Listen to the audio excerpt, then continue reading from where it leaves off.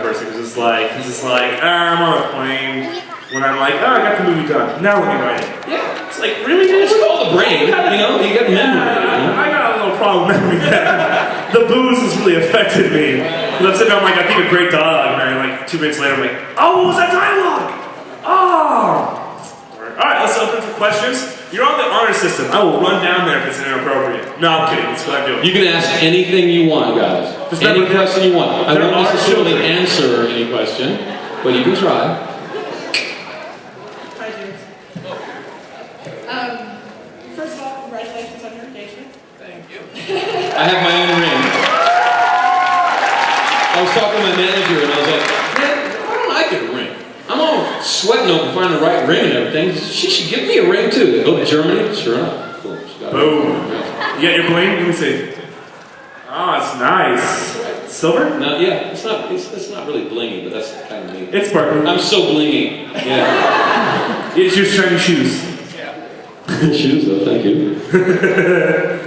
I really enjoyed Barnabas on Caprica. I thought it was really great. I know about the method process and you create Little Sandlot. I wanted to know what your process specifically for Barnabas was. How you see him, how you know, as your character, and what you think about his philosophy and the world they've created for him. He's the dirtiest character I've ever played. They literally rubbed about a pound of dirt on me during the filming. Yeah, he's a really violent character. He's a really manipulative character. He's a really bad person, and so you have to find the love. You have to. I feel like if you find the love in any scene or any character, then you get the main vein of gold. And so I spent most of the time between takes praying, actually. Praying for the world, praying for peace, praying for my brother, praying for my mother, praying for anybody I knew, even though I'm not really sure God is out there. To have that, I don't know, that strong sense that you're right, that surety. To tell you the truth, I mean, there's a lot about Barnabas that I agree with, because Barnabas is living in ancient Rome, and he's watching people go to the Colosseum and eat each other alive, and he's basically saying, man, this is wrong.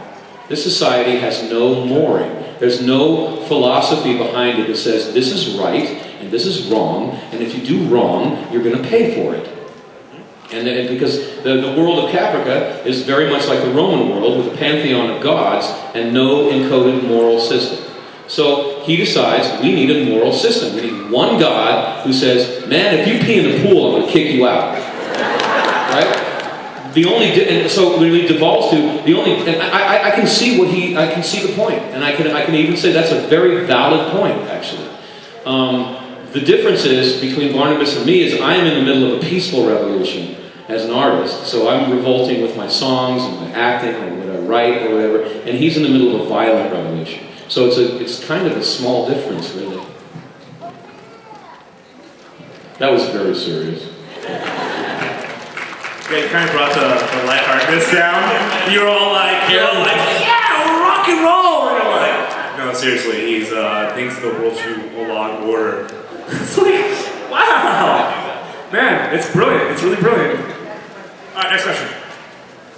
I enjoy so much seeing you on stage doing theatrical performances, and I'm looking forward to She Stoops to Conquer in a few weeks in LA when you do that. I have a question that Stephen wanted me to ask you. Oh, no. No, it's great. He wanted to know how you go about choosing your co-stars when you do the play pieces like Love Hearts. You did the Love Letters recently, you did Macbeth, and you've done Teachers. How do you go about getting those co-stars to work with you? My favorite way to do it is just hire a good director and let him do it. That's a brilliant way to do that, by the way. Keeps us in business. Yeah. Because I'm really, when I'm acting, I'm being subjective. Which means I would choose someone based on my own needs, not necessarily the script's needs. So I try not to even be in on the decision making about that. Unless I'm producing. You know, if I'm the producer, then I'm in on all of that. But if I'm just acting, I like to just keep my nose in the script. Okay, thank you.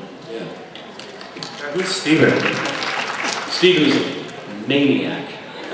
He's a fan that comes and orders me around all the time. But he always has an interesting question. He's always the guy who, if you guys are very brave. Everybody wants to ask questions, but sometimes no one wants to be first.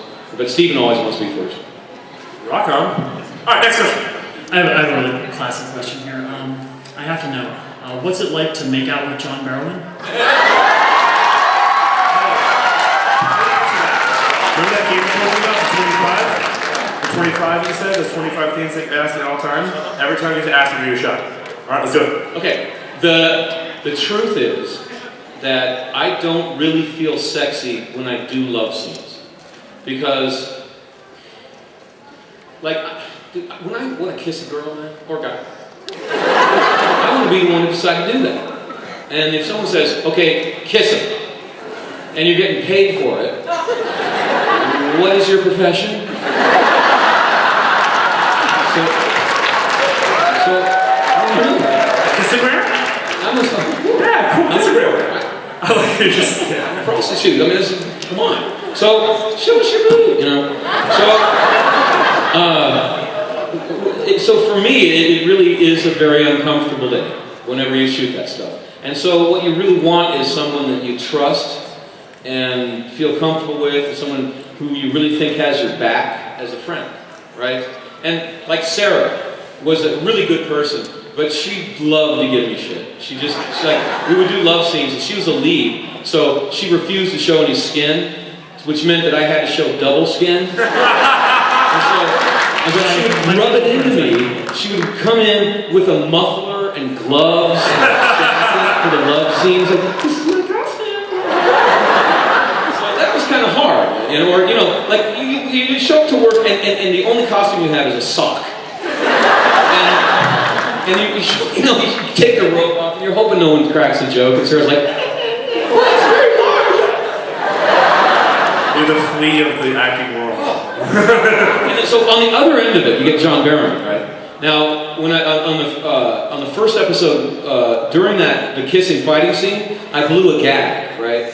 And when we went through the glass, I took the wrong angle and I got cut. But I didn't want anyone to know that I blew the gag, because if you blow the gag, they're going to send the stuntman in and you'll never get back on the set, right?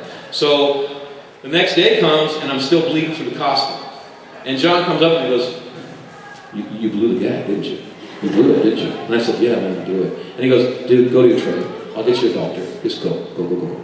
And the director's like, where are you going? John goes to talk to him. And he got his own personal physician to come and stitch me up, take the stain out of my costume, get me back on set, and no one knew anything. Nice. So John is the man.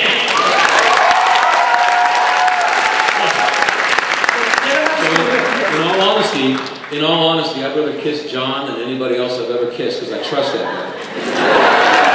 So good. All right, Sailor But Moon. Sarah does have nice lips. Okay. Hello. I wanted to know which cast was more fun to work with, Angel or Buffy?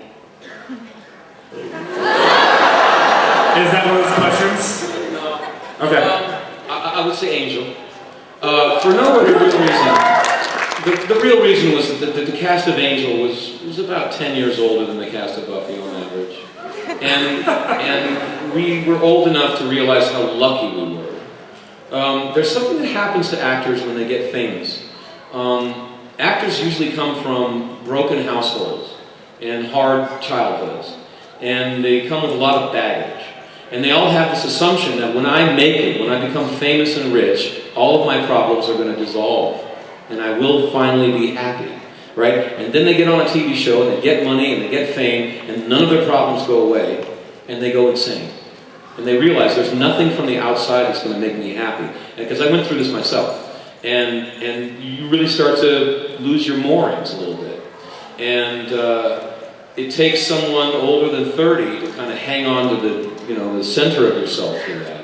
And nothing against the cast of Buffy, but they were just too young for the amount of fame that they got. And there was just too much whining. I'm a producer who was famous for firing actors. Like when I was at a theater company, if you showed up and you didn't know your lines, you showed up late too many times,